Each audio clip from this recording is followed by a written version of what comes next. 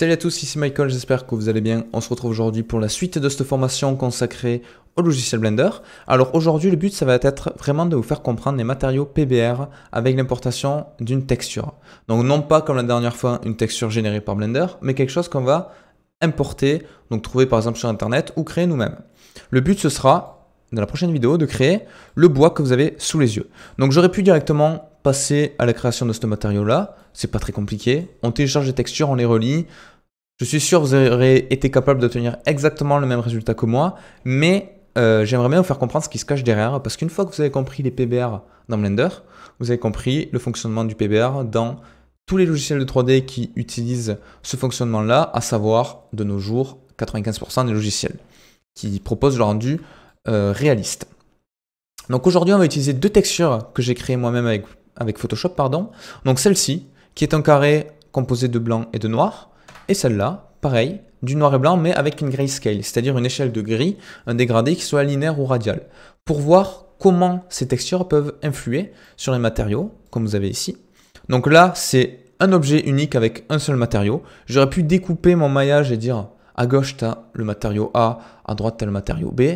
Mais là, l'avantage, c'est que sur un même objet, avec un seul matériau, on peut dire à Blender, à gauche, tu absorbes tout, et à droite, tu as du métal qui renvoie tout. Et ça marche également avec la texture que je vous ai montrée en dégradé, qui permet d'obtenir du métal à gauche, et petit à petit, quelque chose qui va absorber. Donc on le voit d'autant plus avec la lumière. Ici, elle est reflétée à 100%, elle est parfaitement circulaire. Et plus je vais me décaler, plus on voit que le dégradé prend effet, et la lumière va être absorbée par mon objet. On le voit également ici sur le dégradé radial.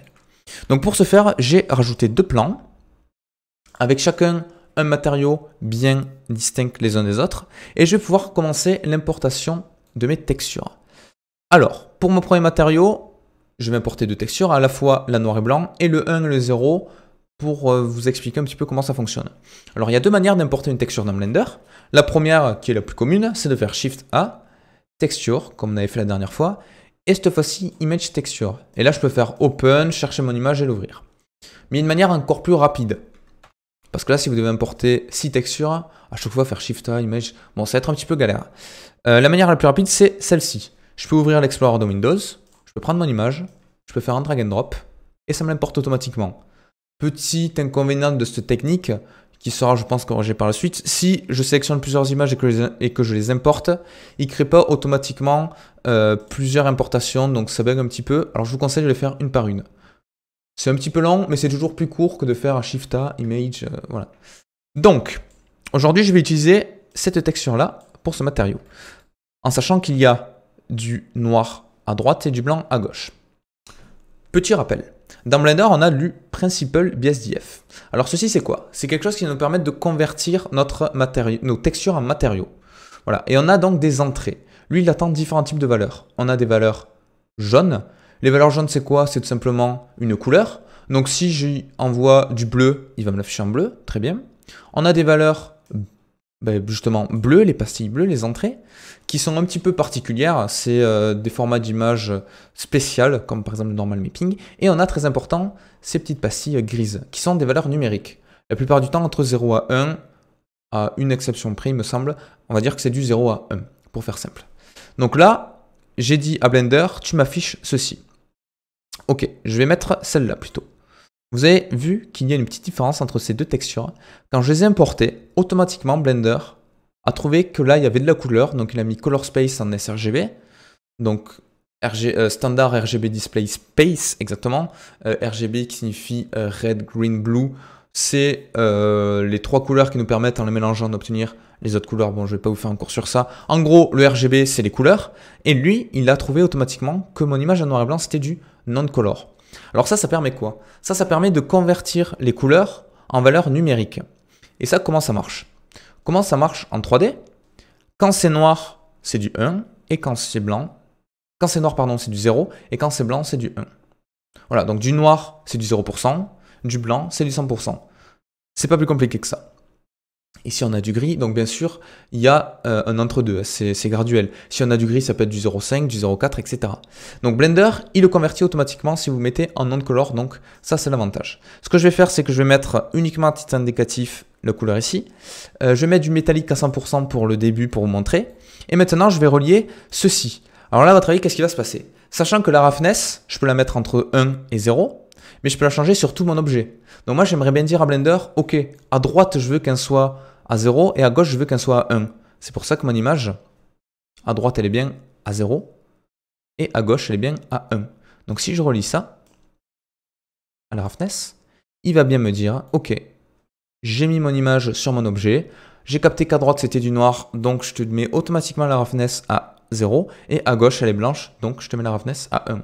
Donc du coup, j'ai plus possibilité à la main de le changer parce que lui, il va le faire en fonction de l'image. Donc là, il y a une conversion de couleur en valeur numérique qui va directement à la roughness. Donc ça, c'est très pratique. Ça nous permet de faire pas mal de choses. Maintenant, ce que j'aimerais faire, c'est dire à Blender, ok, à droite, je veux que ce soit du métal, donc à 100%, et à gauche, je veux que ce soit pas du tout de métal, donc du 0. Et là, on voit qu'on a un petit problème. Parce que mon image, je peux le faire, hein, si je la relis, ça nous fait ceci. Alors pourquoi ça nous fait ceci? Petit rappel de la différence entre métal et roughness. Donc petit schéma fait à la main. Donc on a le métal, qui est donc une échelle, comme j'ai dit, de 0 à 1, qui est linéaire et qui est graduelle, hein, donc j'ai bien des valeurs interpolées entre, je peux avoir du 0,1, du 0,780, ce que vous voulez, et j'ai la roughness, qui elle également va de 0 à 1. Ces deux valeurs sont étroitement liées parce que c'est ça qui va me permettre d'obtenir par exemple du métal à 100% qui reflète comme du chrome ou comme un miroir. Alors comment fonctionne le métal et la roughness sur les rayons lumineux? Le métal, s'il est à 0%, quand un rayon lumineux va arriver, il va être absorbé à 100%. Donc il ne va pas ressortir. Alors que si le métal est à 1, il va arriver et il va être réfléchi par ma surface comme il est arrivé. Pour la roughness, c'est totalement l'inverse. Une roughness, donc une rugosité à 0, quand il arrive, il va être reflété à 100%, alors que si il est à 1, il va être absorbé à 100%. Donc c'est complètement l'inverse. Alors là, qu'est-ce qui se passe? Vu que mon image est noire à droite, donc 0, j'ai à droite du roughness à 0.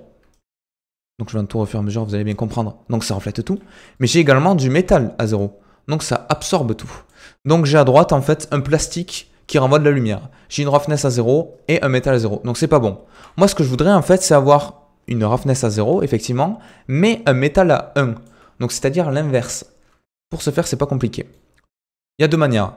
La manière compliquée ce serait de prendre cette image, de mettre du noir à gauche et du blanc à droite, donc du 0 à gauche et du 1 à droite, et le relier au métallique. Mais ça, Blender, il propose de le faire automatiquement avec une fonction inverse. Donc si je fais Shift A, que je clique sur Search, je peux taper Invert, je peux cliquer, je peux la mettre ici, il va automatiquement relier, et là, on a bien le truc d'en haut. Parce que là, qu'est-ce qui se passe? À droite, par défaut, j'ai du noir, on est d'accord. J'ai du 0. Là, si je relie au Base Color, on voit bien que j'ai l'inverse de ma texture de base. Parce que, pour faire simple, il a inversé toutes les valeurs. Donc le blanc est devenu noir, le noir est devenu blanc. Ici, si on pouvait mettre un point d'arrêt, ici, le noir est à droite. À la sortie de ce nœud, le noir est à gauche. Il a tout inversé en fait. Et je peux même changer le facteur. Bon, ça, on n'en a pas besoin, mais ça influe sur l'inversion. Alors non seulement ça change la couleur, mais du coup, ça change bien la couleur numérique, la valeur numérique de cette couleur. Petite fonction mathématique. Imaginons que cette couleur de sortie, ce soit X. Donc si j'ai x et que je fais la fonction inverse, pas confondre, c'est pas 1 sur x, ça on oublie, c'est 1 moins x. Souvent dans les logiciels, vous allez peut-être voir 1 moins x. Dans l'Unreal Engine, la fonction ne s'appelle pas invert, elle s'appelle 1 moins x. Ou des fois, vous pouvez avoir x moins 1, valeur absolue. Donc ça, c'est équivalent. Donc si mon x est égal à 0, on voit bien que si je fais 1 moins 0, ben je tombe sur 1. Donc j'ai bien mon 0 qui se transforme en 1. Et si mon x est égal à 1, ben ça fait 1 moins 1, donc ça fait bien 0. Ceci c'est intéressant pour du noir et blanc. Vous allez me dire, c'est pas compliqué de changer le 0 en 1, mais ça marche sur l'échelle de gris.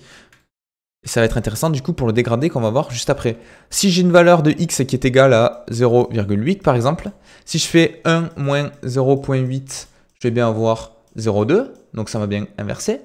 Et là, si je fais 0,8 moins 1, j'ai bien moins 0,2 que je mets à la valeur absolue, ne pas oublier, sinon on va avoir du négatif et ça passe en plus. Donc j'ai bien la même chose. Donc ça nous permet d'inverser toutes les valeurs. Donc pour récapituler, le blanc devient noir, donc le 1 devient 0 et le 0 devient 1. Ainsi que toutes les valeurs qui s'interpolent entre. Donc en fait, ça relie ceci à ceci, ceci qui va être là, donc le 0,1 va être relié au 0,9, et du coup vous avez compris, ça va croiser jusqu'à aller ici. Ok, donc ça c'était pour le premier matériau. Le second, il est très simple, mais ça me permet de vous montrer que ça marche également sur une échelle de gris. Je vais réouvrir, du coup cette fois-ci, celui-ci. Hop là, et celui-ci. Je peux relier la color. Je peux relier donc là. Vous voyez, par exemple, exemple typique, là, vu qu'il y a un dégradé avec du gris, il m'a mis un sRGB. Alors que moi, je veux du non-color. On va voir la différence. Peut-être qu'ici, la différence ne sera pas flagrante, mais croyez-moi, il ne faut pas utiliser du sRGB quand on a du noir et blanc. Donc là, je peux faire de l'invert. Bam, je mets sur le métallique. Bon, là, la différence, normalement, non-color. Ah, vous voyez, quand il y en a une petite.